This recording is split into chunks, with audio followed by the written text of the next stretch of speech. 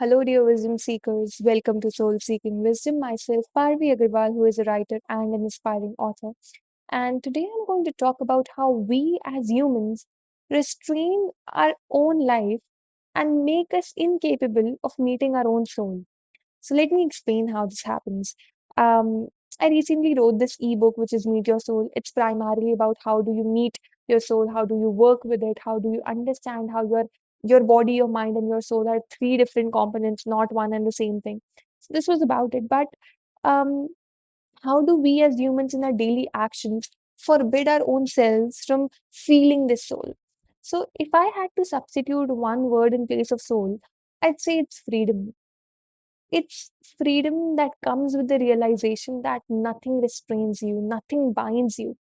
Breaking your chains free, becoming absolutely free from any fear, any responsibility, any restraint that binds you. Becoming free from all sorts of bonds, all sorts of bounds, and realizing that you have this intelligence inside of you that is going to take care of you, that is going to decide what is happening with you in your life. So many people are afraid that, what if this happens? What if that happens? Many people blame God for what is happening in their lives. But the truth is that whatever is happening in your life is decided by your own soul. Now, there is a separate whole debate about what is destiny or is everything written, etc. But my idea is that everything is not written. What is written is that what experiences you would have on this earth.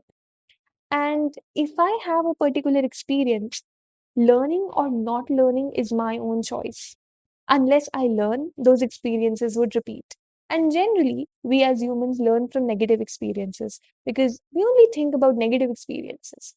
If I think about something that made me happy, I might not even remember what made me happy last. So I'm not saying that, you do not recall or remember your happy moments, but generally, we do not put in so much of effort to understand what our happy moments were. We put in a lot of efforts in understanding that, this thing made me sad, why did this made me sad, why did this happen to me, etc., etc. So generally we as humans understand and learn from negative events, or events which human as per human perception are negative.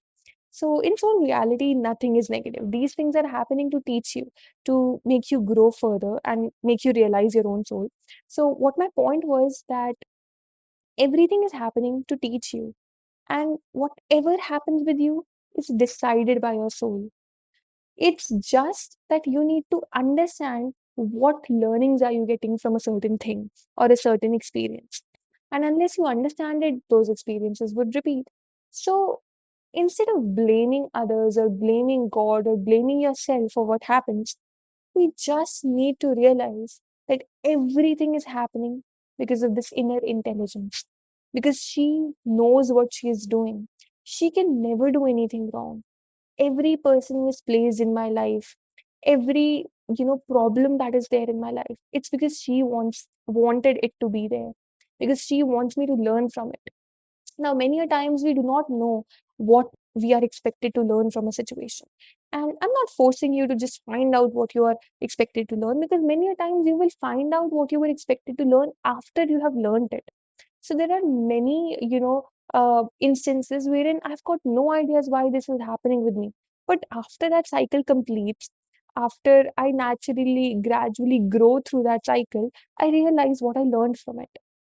So many times truth is not revealed to you, not because truth is something which is hidden, but because you're not aware enough or you are not intelligent enough to decipher the truth. So I recall one of my poems, Truths, that I wrote in my book, Wars Waged Within. So yeah, it had the exact same idea that many times truth is not shown to you, not because you should not know the truth, but because you're not capable of understanding the truth which is given there. So that was it for today. Let me know what you think about your soul, yourself, and you know, what would a soul feel like?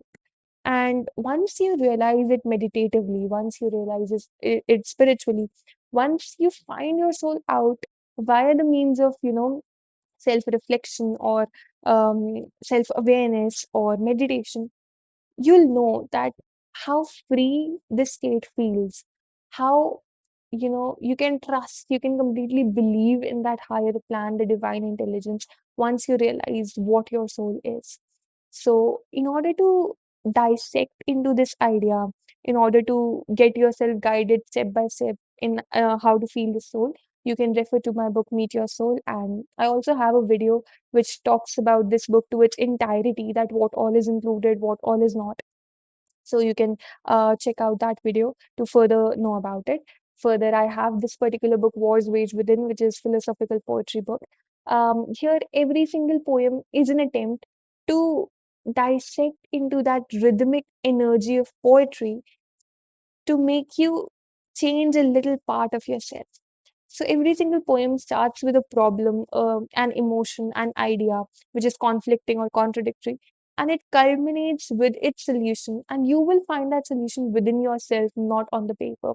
And I know it's a bold claim to make, but to read it, you can obviously, proceed to get it. And I'm very sure that all these 25 poems compiled in this book talk about deep thoughts in a very musical manner. Also, they are prose and poetry combined. So you will have one prose before every poem that explains what the poem is. So that's it. Also, I have this blog site, www.authorparviagarwal.com. Link is in the description. You can subscribe to it to get regular blogs. And I write a lot. I write quotes, I write blogs, I write philosophy, I write meditation, I write spirituality. So to get access to all that content, you can subscribe to it. Subscription is free. Also, do consider subscribing my channel if you like my videos. Thank you so much, and as always, keep seeking wisdom.